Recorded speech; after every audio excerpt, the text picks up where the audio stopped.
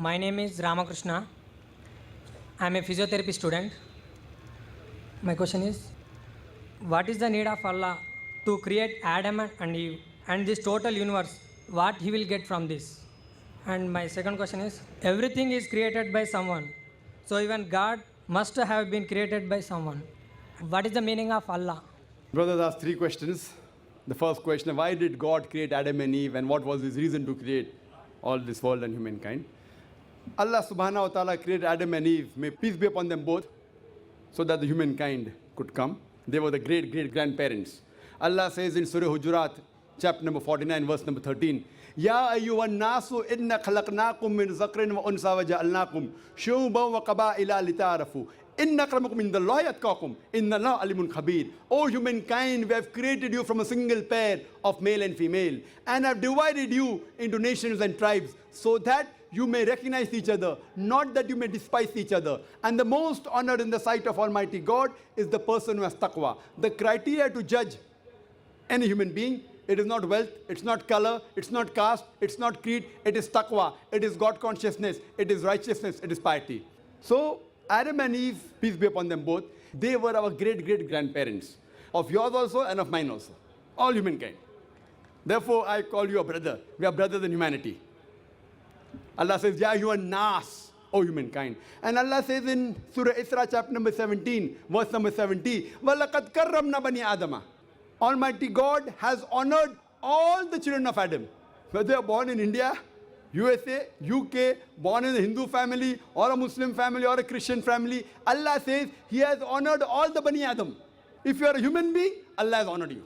Whether your name is Zakir, Abdullah, Ramu, Shankar, if you are born as a human being, Allah has honored you. Now coming to the question, why has Almighty God created the human beings? Allah has created the human beings because Allah says this is one of His best creation. All the other creation of Allah Subhanahu wa ta'ala, they obey Him. We have the angels. Whatever Almighty God says, the angels obey Him directly. They have no free will. The human being is the creation of Allah Subhanahu wa ta'ala, which has a free will. We can either obey Him or disobey Him. So Allah has created such a creation. We are one of His best creation and the best of forms. But we have a choice of either obeying God or disobeying God. If we obey God, we will go to Jannah, we will go to Swarg, we will go to heaven. If we disobey Him, we will go to hell, we will go to Naik. So this is a test for the hereafter. Allah says in Surah Mulk, chapter number 67, verse number 2, Allazi khalaqal mauta wal hayata. It is Allah who has created death and life to test which of you is good in deeds. So this life is a test for the hereafter. So Allah has created the human beings, and Allah says in Surah Dhariyat, chapter number 51, verse number 56, وَمَا خَلَقْتُ الْجِنَّ وَالْإِنسَ إِلَّا لِيَعْبُدُونَ. That we have created the jinn and the men not but to worship Him. So we are supposed to worship, obey the commandment of Allah Subhanahu wa ta'ala. So this is a different creation of Allah Subhanahu wa ta'ala, which has the free will of even going against Allah Subhanahu wa ta'ala or obeying Him. All the other things, the stars, the trees, the mountains, the Quran says they do sajda to Allah Subhanahu wa ta'ala, they prostrate to Him, they obey Him. We have a free will. Now when Allah has given a free will, with the free will if we obey Him, we become higher than the angels. With the free will if we disobey Him, we become the partners of the devil. So He's created us for the test for the hereafter. Coming to your second question. Everything has a creator. Who created? God. If anyone says everything has a creator, it is a wrong statement.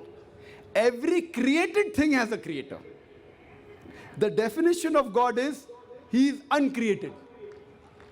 The moment you say who created God, He's not God. The definition of God is He is uncreated. Suppose a person comes and asks you, that brother, my friend John, he was admitted in the hospital. He gave birth to a child. Can you guess, was it a girl or a boy? Can you guess? Try it out. Guess. Can't guess. Why?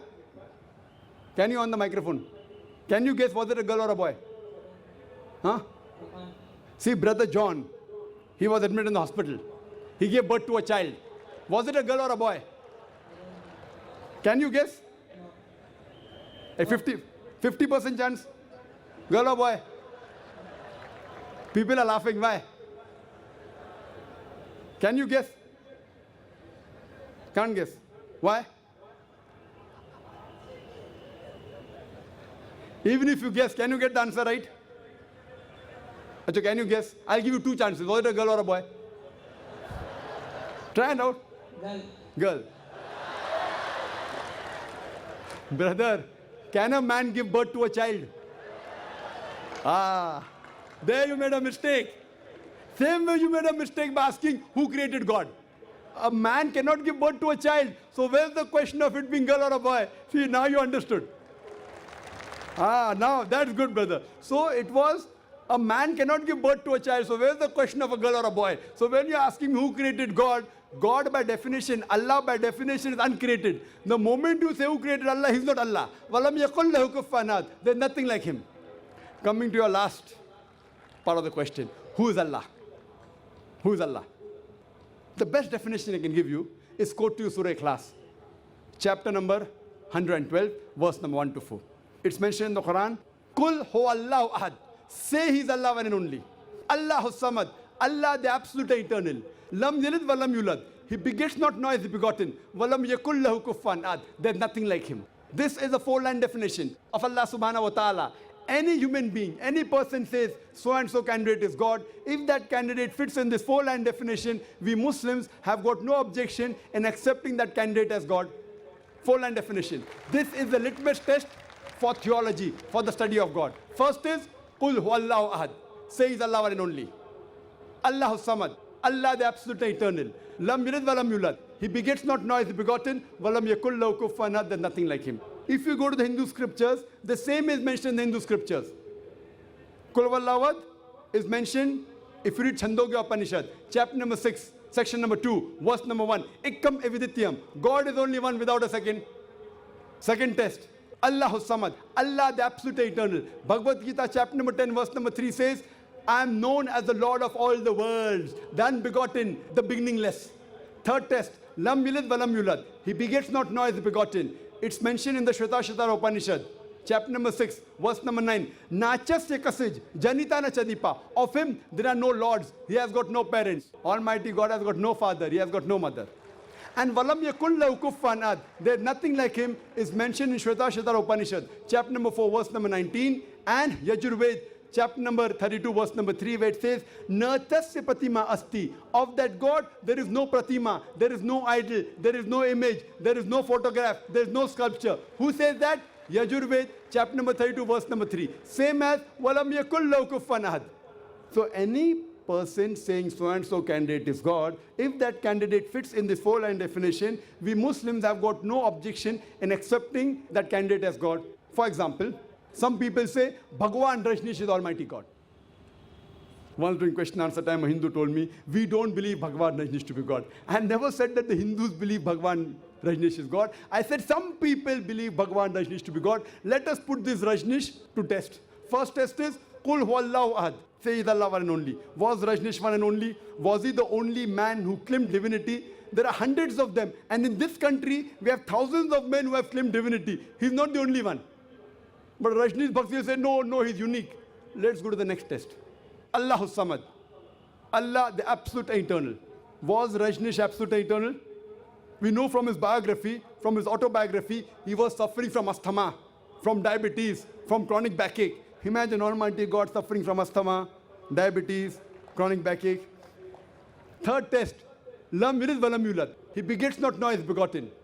Bhagwan Rajneesh was born in Madhya Pradesh. He had a father and mother. In 1981, he goes to America, USA, and he takes thousands of Americans for a ride. In the state of Oregon, he starts his center and calls it as Rajneeshpuram, his village.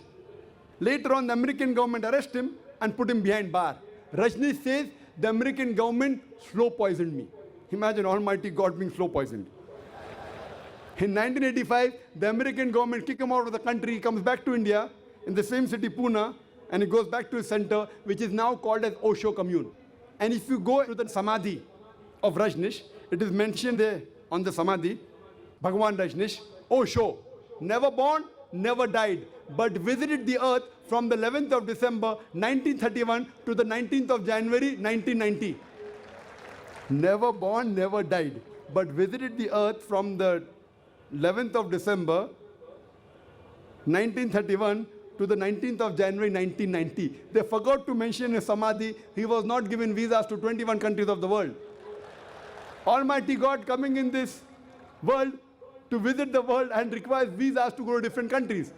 And the Archbishop of Greece said, if you don't remove Rajneesh out of this country, we'll burn his house and the house of his disciples. And the last test, Walam Yakullahu Kuffan Ahad, is so stringent that no one besides the true Almighty God can pass. The moment you can compare God to anything, he is not God. Walam Yakullahu Kuffan Ahad. We know Rajneesh, like the human beings, had a beard, one nose, two eyes, 2 ears, 2 hands. The moment you can compare God to anything in this world, he is not God. Walam yakullahu kuffan ahad. If someone says Almighty God is 1,000 times stronger than Arnold Schwarzenegger. Might have heard the name of Arnold Schwarzenegger? Have you heard Arnold Schwarzenegger? The person who got the title Mr. World, Mr. Universe. The strongest man in the world, the strongest man in the universe. The moment you can compare God to anyone, whether it be Arnold Schwarzenegger, whether it be Dara Singh, whether it be King Kong, whether it be 1,000 times or 1,000,000 times. The moment you can compare God to anything in this world, he is not God. Walam yakullahu kuffan ahad. There is nothing like him. So this is a 4-line definition of Allah Subhanahu wa ta'ala given in the Quran. Whichever God you are worshipping, brother, put that God to the test of Surah Ikhlas. If that God passes, that is a true God. Otherwise, it's a fake God.